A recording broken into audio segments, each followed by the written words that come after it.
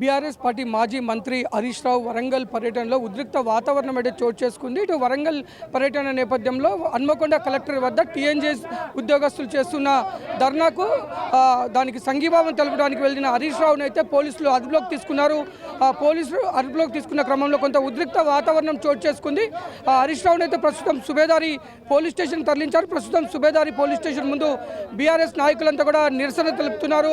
ప్రస్తుతం BRS party నాయకులంతా కూడా ఇటు సుబేదారి పోలీస్ స్టేషన్ దగ్గరకు వచ్చి నిరసన తెలుపుతున్నారు. మనతో జనగామ ఎమ్మెల్యే పల్లా రాజేశ్వర రెడ్డి గారు ఉన్నారు. చెప్దాం సార్, చెప్పండి. ఈరోజు ఉదయం నుంచి మనం చూస్తున్నాము పోలీసులు ఒక పక్క హౌస్ అరెస్ట్లు, ఇటు పక్క ఇప్పుడు హరీష్ రావు గారు అరెస్ట్ చేయడం జరిగింది. దీన్ని ఏ విధంగా చూస్తారు సార్ మీరు?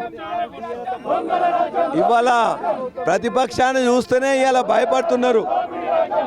ఏ సమస్య మీద ఎవరు మాట్లాడొద్దంట. ఇవాళ టీఎన్జిఓస్ పిలిచి మాట్లాడితే బయటకు వచ్చి అరెస్ట్ చేసిండ్రు. మేము ఏమడిగినాం? పెండింగ్ ఉన్న డిఏలు ఇవ్వండి బాబు అని అడిగినాం. పిఆర్సీ ఇస్తానో ఇవ్వమని అడిగినాం. సిపిఎస్ బంద్ చేసి ఓపీఎస్ ఇస్తానో ఇవ్వమని అడిగినాం.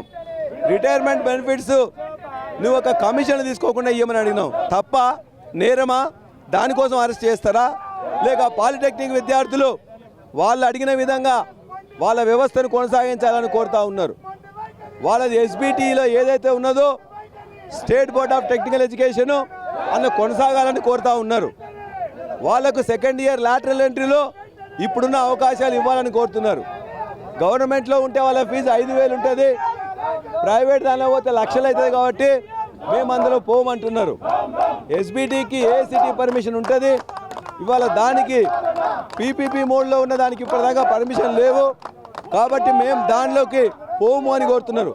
న్యాయమైన పాలిటెక్నిక్ విద్యార్థుల కోరికలు సంఘీభావంగా వెళ్తున్న హరీష్ రావు గారిని అరెస్ట్ చేయడం అక్రమం, దుర్మార్గం, అప్రజాస్వామికం. వారిని వెంటనే విడుదల చేయాలి.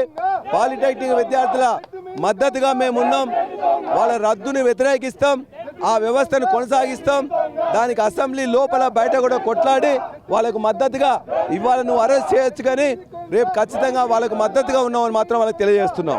ప్రజా సమస్యలపైన రాష్ట్రంలో ప్రతిపక్షాల గొంతు నొక్కుతున్నారంటున్నారు. ఇప్పటికే ప్రజా సమస్యలపైన స్పందిస్తున్న ప్రతిపక్ష నాయకులను అరెస్ట్ చేయడం జరుగుతుంది. వీటిపైన మీరేం చెప్తారు సార్? మీరే చూస్తున్నారు. ఇవాళ అందరినీ రోడ్డు మీద పడేసిండు. రైతులకు యూరియా ఇవ్వకుండా, ఒడ్లు సరిగా కొనకుండా ఇవాళ వాళ్ళందరూ కూడా రోడ్ల మీదకి వచ్చే విధంగా చేసిండ్రు. రైతు బీమా బంద్ చేసిండు. రైతు బంధు ఇవ్వట్లేదు. నిరుద్యోగులకు 2 లక్షల ఉద్యోగాలు ఇస్తాడు. ఒక్క ఉద్యోగం కూడా ఇవ్వలేదు. వాళ్ళందరినీ కూడా రోడ్డు మీద తీసుకొచ్చిండ్రు. అదేవిధంగా ఇవాళ విద్యార్థులందరినీ కూడా పాలిటెక్నిక్ సంబంధించి పాలిటెక్నిక్ విద్యార్థులను రోడ్డు మీద పడేసిండు.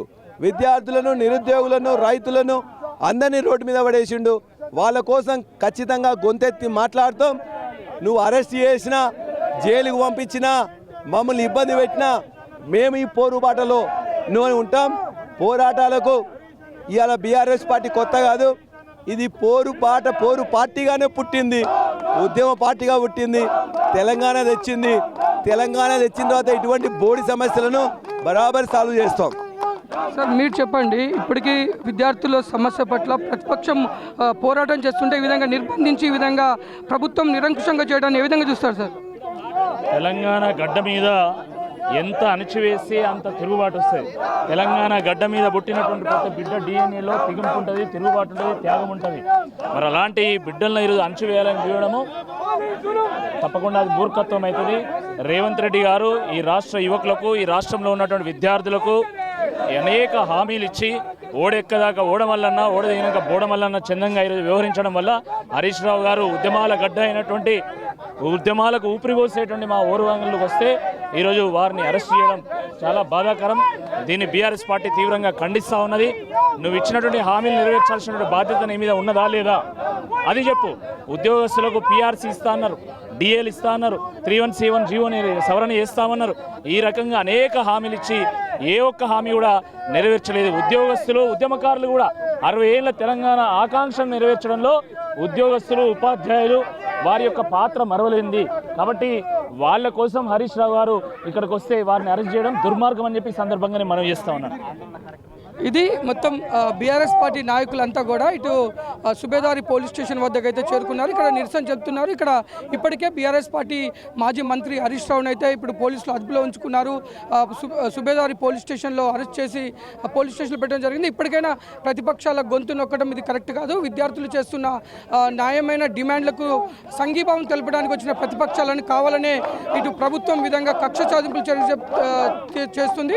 ఇప్పటికైనా ఒక ఉద్యమాల పురిటి గడ్డ అయిన బీఆర్ఎస్ పార్టీ మరింతగా ఉధృతంగా ముందుకు వెళ్లే అవకాశం ఉంది. ప్రభుత్వం ఇప్పటికైనా తన మొండి వైఖరి మార్చుకోవాలని బీఆర్ఎస్ నాయకులు చెప్తున్నారు. కెమెరామెన్ బాలుతో చంద్రశేఖర్, రాజ్ న్యూస్, వరంగల్.